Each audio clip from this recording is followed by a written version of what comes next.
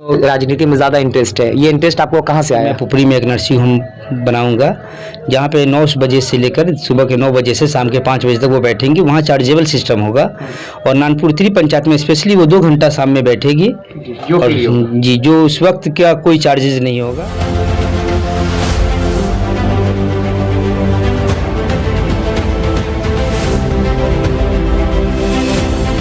नमस्कार, भारत टाइम्स के एक खास मुलाकात कार्यक्रम में आपका स्वागत है। इस वक्त हम नानपुर प्रखंड के नानपुर उत्तरी पंचायत में मौजूद हैं और हमारे साथ नानपुर उत्तरी पंचायत के भावी प्रत्याशी अनीसुर रहमान उर्फ आरजू साहब मौजूद हैं। जैसा कि आप सभी को पता है कि बिहार पंचायत चुनाव की घोषणा होते ही जो प्रत्याशी हैं उनमें चुनावी रणनीति और गर्मजोशी देखने को मिल रही है। तो चुनावी चर्चा को लेकर के इस वक्त जो मुखिया के भावी प्रत्याशी हैं आरजू साहब, उनसे बातचीत करेंगे।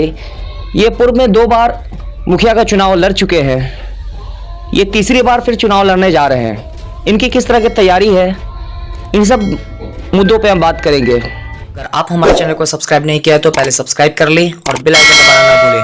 लाइक, कमेंट और शेयर जरूर करें। सबसे पहले भारत टाइम्स पर आपका बहुत बहुत स्वागत है और मैं आपसे पूछना चाहूँगा कि आप 2 बार चुनाव लड़े हैं, 2 बार आपको जनता पसंद नहीं की, ये तीसरी बार चुनाव लड़ने जा रहे हैं। क्या लगता है इस बार जनता आपको सराहेगी? क्या कितना आपको यकीन है आपको? जी मैं तो सबसे पहले आपका शुक्रगुजार हूँ कि आप आए और इंटरव्यू ले रहे हैं। सबसे पहली बातें हैं कि मैं 2 बार लड़ा चुनाव। पिछली बार मेरा परफॉर्मेंस बहुत बेहतर रहा। इस बार इंशाअल्लाह ताला ऐसा रुझान देखने को मिल रहा है कि इस बार इंशाअल्लाह 1 साइडेड होगा मामला।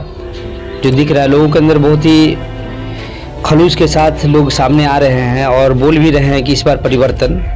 10 साल से जो सत्ता पे काबिज हैं उनके कामकाज को देखकर लोग खुश नहीं हैं, इसलिए इंशाल्लाह मुझे मौका मिलेगा, पूरी यकीन है। अभी जो यहाँ के जो इस पंचायत के मुखिया है उनका क्या नाम है और वो 10 साल से यहाँ पे एज ए मुखिया यहाँ पे, तो क्या उनका कोई विकास नहीं हुआ उनके रीजन में? नहीं, ये जो मुखिया है अभी प्रेजेंट में, ये सिर्फ रोड और नाला, बस इसी 2 चीज़ों पे उन्होंने फोकस किया है। माने लोगों की जो समाज में बहुत सारी परेशानियाँ होती है। एक मुखिया जो हर परिवार का एक मुखिया होता है और उस सब मुखिया के ऊपर एक मुखिया बनाया जाता है। जो आइडियल पर्सन, समाज जो सबसे बेहतर पर्सन जिसको नियुक्त करता है उसको सबसे बेहतर आइडियल बनाकर उनको सब सामने प्रोजेक्ट करता है गांव में। जो 5000 6000 जनता की उम्मीदें उससे होती हैं, लेकिन उस उम्मीदों पे वो खरे नहीं उतर पा रहे हैं। और जहाँ तक बातें हैं एक मुखिया का, तो वो अपने घर में जैसा प्लान करते हैं अपने बच्चों के लिए, अपने बच्चियों के लिए, अपने परिवार वालों के लिए, उसी तरीके से एक मुखिया की जिम्मेदारी है कि वो हर घर के लिए उसी तरीके से प्लान करे जो एक मुखिया को करना चाहिए, घर के सदस्य को करना चाहिए। जो अपने बच्चों के लिए सोचते हैं वही समाज के बच्चों के लिए। अभी जैसा कि आपने कहा कि जो वर्तमान मुखिया है यहाँ के, वो रोड नाला पे काम किए, उसके अलावा और जो पंचायत की और भी जो समस्या है और भी जो काम है वो नहीं किया उन्होंने जो करना चाहिए। जी। लेकिन आप ऐसा क्या काम करेंगे जो उनसे डिफरेंट होगा? क्या मतलब किस बिंदु पे आप जो है इस बार चुनाव लड़ रहे हैं? आपका क्या क्या चुनाव का मोटो होगा? अभी का जो चुनाव का जो सबसे पहला मैं शुरू से फोकस कर रहा हूँ कि एजुकेशन। जब तक हमारे बच्चे पढ़ेंगे नहीं तो बढ़ेंगे कैसे? और दूसरा है हेल्थ सेक्टर। मेरे गांव में सामुदायिक स्वास्थ्य केंद्र है और वहाँ पे एक वेल ट्रेन डॉक्टर रहते हैं और हम उनसे इलाज नहीं करवा पाते हैं, वहाँ दवा मुहैया नहीं रहती है, बहुत सारी वहाँ कमियाँ हैं। उसको एज अ प्रतिनिधि कोई भी जो लीडरशिप में है वो तो उसको वहाँ की व्यवस्थाएं को ठीक कर सकते हैं, लेकिन उनका वहाँ कोई इंटेंशन नहीं होता है। कभी स्कूल में जाते नहीं हैं कि कौन टीचर्स कैसे कर रहे हैं, नहीं कर रहे हैं, क्या पढ़ा रहे हैं, नहीं पढ़ा रहे हैं, कभी कोई मोरल ही फोकस नहीं होता है। तो हम आएंगे तो एजुकेशन और हेल्थ के सेक्टर पे, और जो सरकार की योजनाएँ हैं, चाहे वो बिहार सरकार, केंद्र सरकार की योजना है, वो काम तो वो आम आवाम की वो अधिकार है, वो तो मिलता ही रहेगा। लेकिन उसके अलावा भी हम पर्सनली ज़िंदगी पे, लोगों की ज़िंदगी पे फोकस करेंगे। जैसे एजुकेशन है, हेल्थ सेक्टर है, बेरोजगार के लिए अहम मुद्दा बनाएंगे। जैसे जो भी लड़के हैं जो भी कैसे पढ़ेंगे, कैसे बढ़ेंगे। देखिए, ऐसे तो आमतौर से सभी जानते हैं कि चुनाव से पहले जितने भी प्रत्याशी होते हैं बहुत सारे वादे करते हैं कि मैं ये करूंगा, और लेकिन चुनाव जीतने के बाद जैसा कि आपने कहा कि जो यहाँ के वर्तमान मुखिया है वो कोई ख़ास काम नहीं किया यहाँ की जनता के लिए। तो आप भी अभी वादा कर रहे हैं मुखिया बनने के बाद आप भी उनकी तरह निकलेंगे, तो इसलिए जनता के लिए अगर आप यहाँ की जनता अगर आपको मुखिया प्रतिनिधि के रूप में आपको चुनती है, सबसे पहला काम आप क्या करेंगे? देखिए, वादे तो बहुत बड़े बड़े लोग कर आते हैं, लेकिन जो गलत वादे करते हैं उनकी उम्र सिर्फ 5 साल रह जाती है। अगर लॉन्ग लास्टिंग करना है, लॉन्ग लाइफ अगर जीना है, अगर समाज के साथ नेतृत्व करना है, तो इसके लिए बहुत सारा प्लानिंग करना होगा। इंशाल्लाह ताला उस प्लानिंग पे हम खड़े उतरेंगे। जैसे हम अपने गांव का एक हालात को देखते हैं, जैसे किसी के पास प्रधानमंत्री आवास योजना है, उसमें देखते हैं कि जिनको जो सरकार के अकॉर्डिंग है कि पहले टट्टी वाले को मिलना चाहिए, उसके बाद एल्वेस्टर्स वाले को मिलना चाहिए, उसके बाद है माने जो एक सिस्टम से चलना चाहिए। लेकिन यहाँ है कि साइड से 20,000 रुपया जेब में दे दीजिए और आप इंदिरा आवास ले लीजिए, तो घर वाले को घर मिल जाता है, जिसका छत होता है उसी को फिर से इंदिरा आवास इशू कर दिया जाता है, और जिनका टट्टी फट्टी या घर है वो आज भी उसी तरीके से लटका हुआ है। तो ये सब माने जो भी होगा, हम जब आएंगे तो पूरे समाज के अकॉर्डिंग मशवरा से काम करेंगे, समाज को लेकर चलेंगे, इंशाल्लाह ताला बेहतर पहल होगा, कहीं भी कमियां नहीं आएंगी। एजुकेशन और हेल्थ पे सबसे ज़्यादा फोकस होगा मेरा। सपोज आप मुखिया बन जाते हैं तो क्या गारंटी है कि आप जो है इंदिरा आवास को लेकर के, मतलब जो इसकी ज़रूरतमंद है उसको ही इंदिरा आवास जो है प्रधानमंत्री आवास योजना के तहत जो उसको मकान का पैसा दिलवाएंगे, और 20,000 रुपये आप जो कमीशन के तौर पर नहीं लेंगे, इसकी क्या गारंटी होगी? इसका 100% गारंटी रहेगा इंशाल्लाह ताला कि इंदिरा आवास में जो भी घुसखोरी हुई है वो यहाँ तक इस चुनाव से पहले तक ही रह जाएगा। यहाँ से बिल्कुल नीट एंड क्लियर होगा। रोजगार, वो आवास सहायक और जिसका इंदिरा आवास में नाम होगा उसी दोनों का टर्म एंड कंडीशन बनेगा, उन्हीं दोनों के बीच का रिलेशन होगा। बाकी बीच में जो भी दर दलाल हैं जो घुसखोरी करते हैं उन लोगों को इससे दूर वंचित कर दिया जाएगा।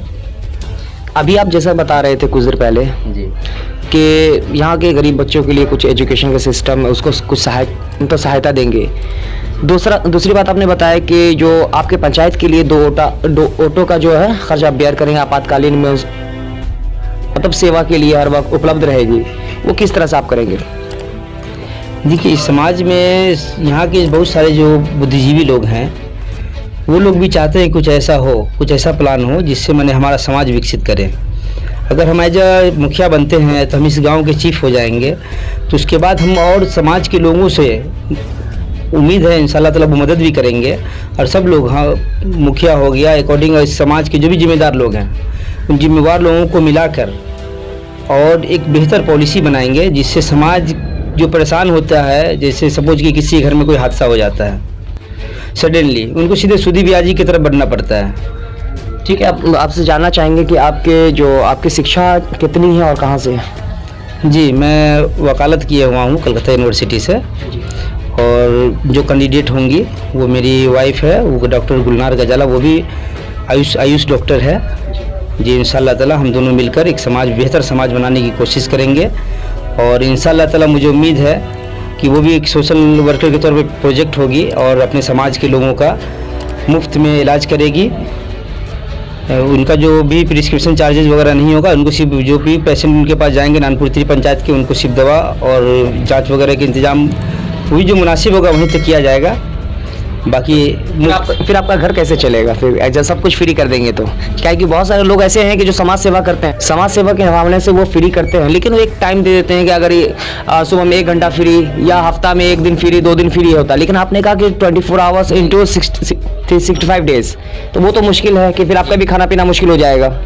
जी नहीं, मेरा 2 प्लानिंग है। एक प्लानिंग है कि मैं पुपरी में एक नर्सिंग होम बनाऊँगा जहाँ पे 9 बजे से लेकर सुबह के 9 बजे से शाम के 5 बजे तक वो बैठेंगी, वहाँ चार्जेबल सिस्टम होगा। और नानपुर उत्तरी पंचायत में स्पेशली वो 2 घंटा शाम में बैठेगी, और जी जो उस वक्त का कोई चार्जेस नहीं होगा। इंशाल्लाह ताला इस काम को हम इत्मीनान के साथ इस काम को करेंगे जी। और मेरे घर की डॉक्टर है तो इंशाल्लाह हो ही सकता है। लेकिन आप जो आपने कहा कि आपने LLB किया है कलकत्ता से, लेकिन वो आप प्रैक्टिस नहीं कर रहे हैं? आप नहीं, फिलहाल तो नहीं कर रहा हूँ अभी, लेकिन इंशाल्लाह ताला फ्यूचर में है। क्या लगता था आपको राजनीति में ज़्यादा इंटरेस्ट है? ये इंटरेस्ट आपको कहाँ से आया? नहीं, ऐसे ही मैंने एक बैग मैंने 2011 में मेरे दिल में ख्याल आया कि चलो भाई चुनाव लड़ते हैं जी। सेवा का एक माने एक जुनून सवार हुआ कि लोग देखते हैं ये कर रहे हैं वो कर रहे हैं, सब सिर्फ घुसखोरी माने लूट खसोट का बाजार गर्म है, तो इसलिए हम सोचे कि चलो इस बार एक फील्ड में जाते हैं और बेहतर करते हैं। चलिए बहुत बहुत धन्यवाद। लगता है आप ये इसी वजह से आप जो है अपनी पंचायत की जनता की सेवा करने के लिए फील्ड में उतर रहे हैं। जैसा कि अभी आपने देखा कि नानपुर प्रखंड के नानपुर पंचायत उत्तरी के भावी प्रत्याशी जो 2 बार चुनाव लड़ चुके हैं, लेकिन बहुत ही कम वोटों से वो हार गए हैं और तीसरी बार वो फिर से चुनाव लड़ रहे हैं। इस बार उनका कहना है कि इस बार जनता मूड बनाई हुई है कि भारी मतों से हम इनको जिताएंगे और इनका जो वादा था और वो इन्होंने जो जिस मुद्दे पे चुनाव लड़ रहे हैं इनका कहना है कि वो उस मुद्दे पे वो खरे उतरेंगे। मैं यहाँ की जनता से कहना चाहूँगा कि अगर आप इनको इस आधार पे वोट देते हैं और मुखिया बन जाते हैं, तो अगर ये मुखिया बनने के बाद अपने वादे पे खरे नहीं उतरते हैं तो आपका राइट है कि आप इनसे सवाल कर सकते हैं। भारत टाइम्स न्यूज़ पे बने रहने के लिए बहुत बहुत धन्यवाद।